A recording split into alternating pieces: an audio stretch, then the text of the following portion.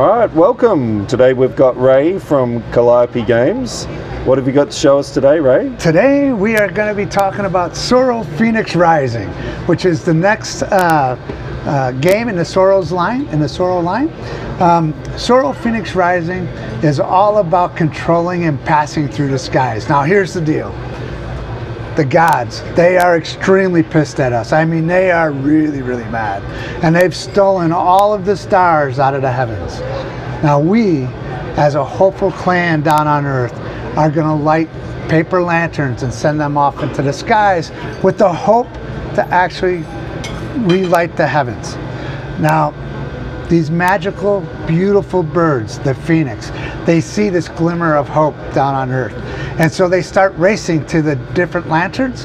And as they come through to a lantern and they touch that lantern, it turns into a beautiful star. And in the game, it's the first phoenix that creates a constellation of 7 stars that's going to win.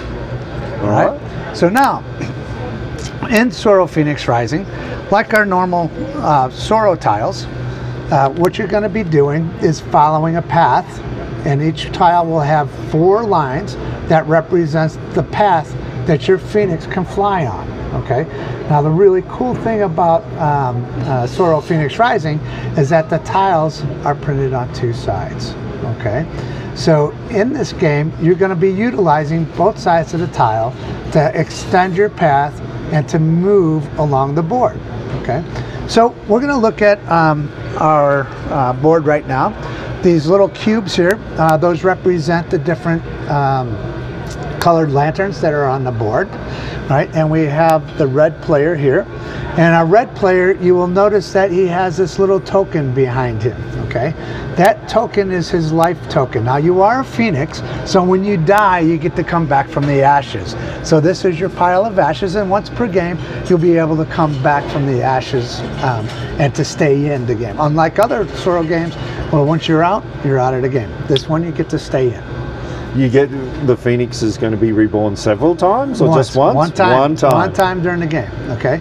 So now at the beginning of the game, each player picks a starting position, which is an empty square. Okay. And then the board is populated with the tiles, and so we've done that already. Are we getting this in the box, Ray? Yes. Or is this just part of the prototype? Nope. You will get everything that you see here actually in the box. Okay. And now our phoenix here. He's going to choose one of the 4 sides that he has available to him to extend his path and to bring him onto the board. Now what he wants to try to do is pass through the tiles that actually have the lanterns on them. Okay, so I'm going to take my phoenix and I'm going to follow the path. So I've actually I came into this tile and I just exited. So what we're going to do is place a star down on that particular tile. Okay. Now as we keep passing through the tiles that have the lanterns on them, we're going to drop the star, and then we're going to go all the way to the end of the path, and the end of the path will be marked by a partial star on that tile there. Okay, so that's how I know that my path is actually ended.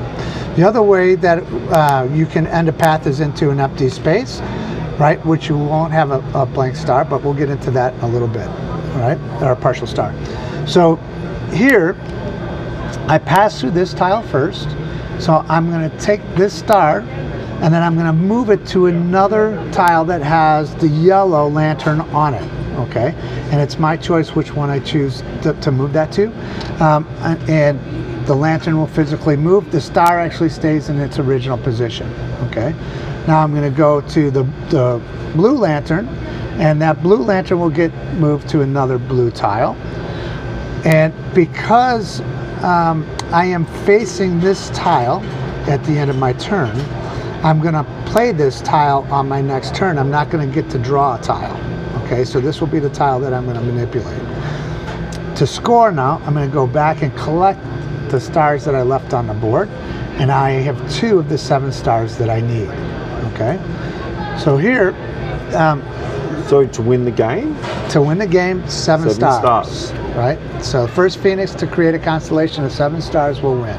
All right? I love the theme on there. We're building a constellation. Yeah, it's awesome, right? I mean, it's a great little story, and we're happy to continue this whole Tsuro saga, if you will.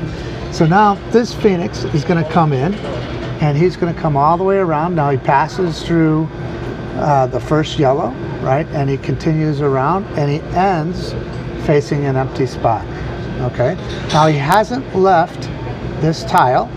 Okay. And because he hasn't left, he doesn't get to score that lantern. Okay. Okay. So here with this yellow though, right? He's going to move the yellow lantern. He's coming around this direction, so he's going to put it into a space where he thinks he might be able to collect it later. Yep. Okay. Now, since he ended the space at an empty square, he's going to discard his other tile that he had in his hand, right? And then he's going to draw 2 new tiles for his next turn, right? And on his next turn now, he's going to play one of these 2 tiles in this space, right? So if we come back over to red here for a second, red needs to extend his path, right? Now, you'll notice that on the tiles, the paths will either come in and out of the sides, and on the reverse side, we have the situation where the tiles will come in and out of the corners. So now he extends his path, he turns the tile over, red moves to the end of the path, right? He's going to lay down the star, move the lantern, right? And he's going to collect his star, and on his next turn, he's going to play 2 new tiles. One of the 2 that he just drew, right? And that's it. Tsuro Phoenix Rising. All right. Thanks, Ray. We appreciate the time. Yeah, it's my pleasure. Thanks for giving me an ear.